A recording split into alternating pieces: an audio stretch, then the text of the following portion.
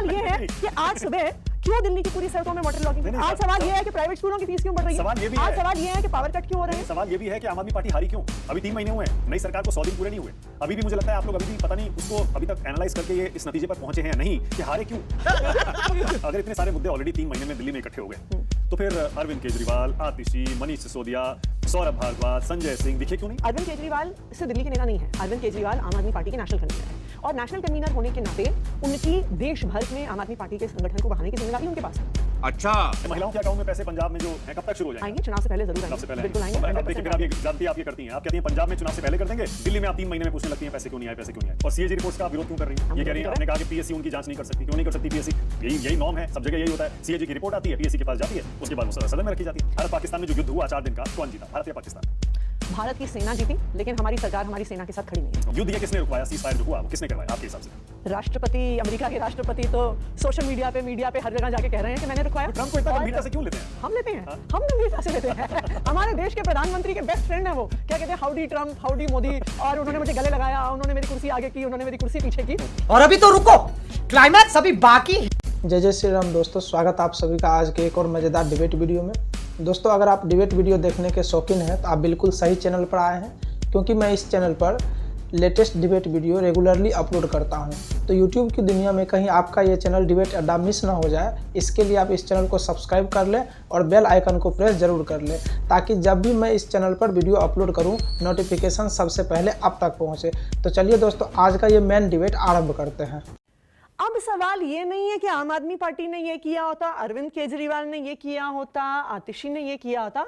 अब सवाल ये भारतीय जनता पार्टी क्या कर रही है। नहीं। अब सवाल ये है कि आज सुबह क्यों दिल्ली की पूरी सड़कों में वाटर लॉगिंग है। आज सवाल ये है कि प्राइवेट स्कूलों की फीस क्यों बढ़ रही है। सवाल ये भी है, आज सवाल ये है कि पावर कट क्यों हो रहे हैं। सवाल ये भी है कि आम आदमी पार्टी हारी क्यों? अभी 3 महीने हुए हैं, नई सरकार को 100 दिन पूरे नहीं हुए। अभी भी मुझे लगता है आप लोग अभी भी पता नहीं उसको अभी तक एनालाइज करके ये इस नतीजे पर पहुंचे हैं या नहीं कि हारे क्यों। क्योंकि हर कोई मान रहा था आम आदमी पार्टी फिर जीत रही है। 67 सीटों से आप 28 पर आ गए, क्यों? हमको नहीं पता, हमको कुछ नहीं पता। देखिए, मैंने कहा, मेरा ये मानना है कि दिल्ली की जनता इस बार भाजपा को मौका देना चाहती थी। उन्होंने सोचा कि ये जो दिल्ली सरकार, केंद्र सरकार के जो डिस्प्यूट होते हैं, इस बार ये एक ही सरकार लाके देखते हैं। तो मैं तो ये जरूर पूछूंगी भारतीय जनता पार्टी की सरकार से कि क्यों दिल्ली में प्राइवेट स्कूलों की फीस बढ़ रही है, क्यों रोज रोज दिल्ली के प्राइवेट स्कूलों में पढ़ने वाले बच्चों के माता पिता 40 डिग्री टेम्परेचर में स्कूल के बाहर खड़े होते हैं, उनके सामने गेट बंद हो जाता है, बच्चों को बाउंसर धक्के देके बाहर कर देते हैं। दिल्ली सरकार के शिक्षा विभाग के आगे पेरेंट्स रोज प्रोटेस्ट कर रहे होते हैं, क्यों?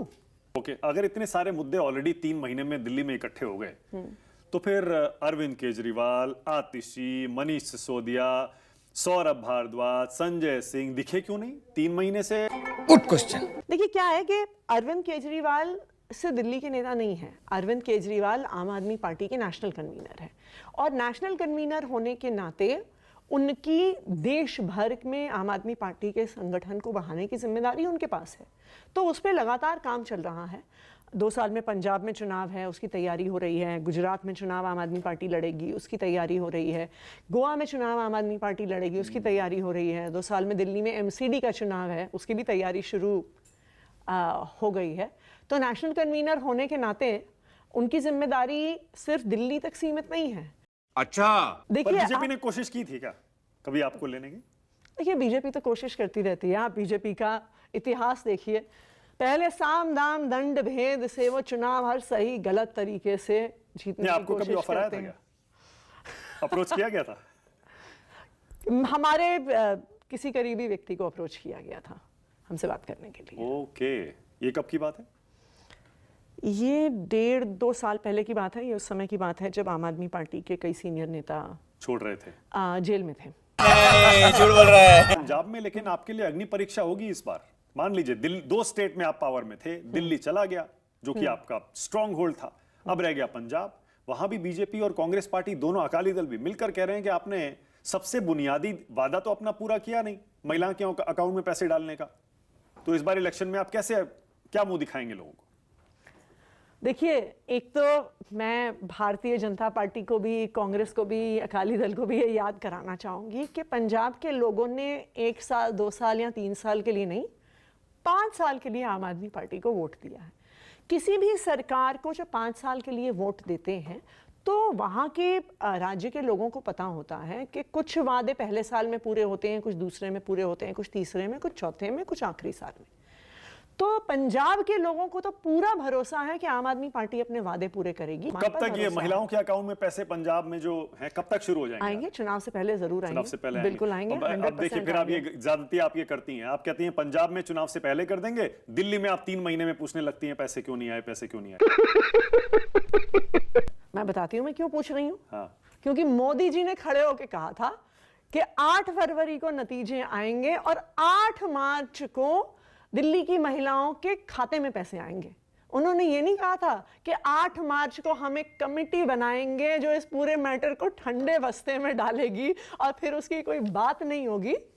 मोदी जी ने यह भी नहीं कहा था कि जब आम आदमी पार्टी पंजाब में देगी उसके बाद में दूंगा। अरविंद केजरीवाल ने क्या कहा जब ये एसएप लॉन्च किया? उन्होंने कहा कि बीजेपी, कांग्रेस और अन्य दलों ने 70 साल सिर्फ हिंदू मुस्लिम की राजनीति की है जिससे देश बर्बाद हुआ है। 70 साल बीजेपी, कांग्रेस और अन्य दलों ने। और आप उन सारी पार्टियों के साथ गठबंधन में रहे, कांग्रेस के साथ आपने अलायंस किया, इंडिया गठबंधन का आप हिस्सा रहे, अब आप उन्हीं को फिर से कह रहे हैं कि वो गलत राजनीति करते आए हैं, हिंदू मुस्लिम करते आए हैं। देखिए, वो गलत राजनीति करते आए हैं, इस पर कोई दो राय नहीं है। आप मुझे बताइए, कांग्रेस तो 70 साल तक पावर में थी, बीजेपी तो अभी 10 साल से सरकार में है। क्यों दिल्ली, देश के सरकारी स्कूलों का इतना बुरा हाल है? दिल्ली में वो 15 साल पावर में थे, क्यों सरकारी स्कूल इतने टूटे फूटे थे? नहीं, हिंदू मुस्लिम करते हैं। और हिंदू मुस्लिम बिल्कुल करते हैं। कांग्रेस भी करती है, हिंदू मुस्लिम बिल्कुल करते हैं। सभी पार्टियां आज, सारी पार्टियां करती हैं। अरविंद केजरीवाल कह रहे हैं, उन्हीं का बयान है। सभी पार्टियों ने आज तक धर्म के नाम पे वोट मांगा है, जाति के नाम पे वोट मांगा है, बाहुबल के आधार पर वोट मांगा। ये तो सच्चाई है हमारे देश की राजनीति। हम तो समझते थे कि सारी की सारी विपक्षी पार्टियां सिर्फ बीजेपी को सांप्रदायिक बताती थी अब तक। आपने तो सारी पार्टियों को बता दिया सांप्रदायिक। देखिए, बीजेपी के साथ जो सबसे बड़ा खतरा है, जिसकी वजह से इंडिया अलायंस साथ आया, हमारे बहुत सारे पॉलिटिकल डिफरेंसेस होने के बावजूद भी हम अन्य पॉलिटिकल पार्टीज के साथ आए, क्योंकि बीजेपी से इस देश के संविधान को खतरा है। साले का खोपड़ी तोड़ साले का। आपको अजीब लगा था जब आपकी सीट निकल गई और अरविंद केजरीवाल की सीट नहीं निकली इस बार? देखिए, अरविंद केजरीवाल जी की सीट पर भारतीय जनता पार्टी ने जो एडमिनिस्ट्रेटिव मशीनरी का मिसयूज किया है, इनफैक्ट इस पूरे चुनाव में जो एडमिनिस्ट्रेटिव मशीनरी का मिसयूज हुआ है, मैं तो कहूंगी मैंने दिल्ली में 3 चुनाव खुद लड़े हैं और उसके अलावा कई और चुनाव लड़वाए हैं पिछले 10-12 साल में, जब से हम राजनीति में आए हैं। दिल्ली में जो एडमिनिस्ट्रेटिव मशीनरी का मिसयूज हमने इस बार दिल्ली में देखा, वो आज तक मैंने कभी नहीं देखा।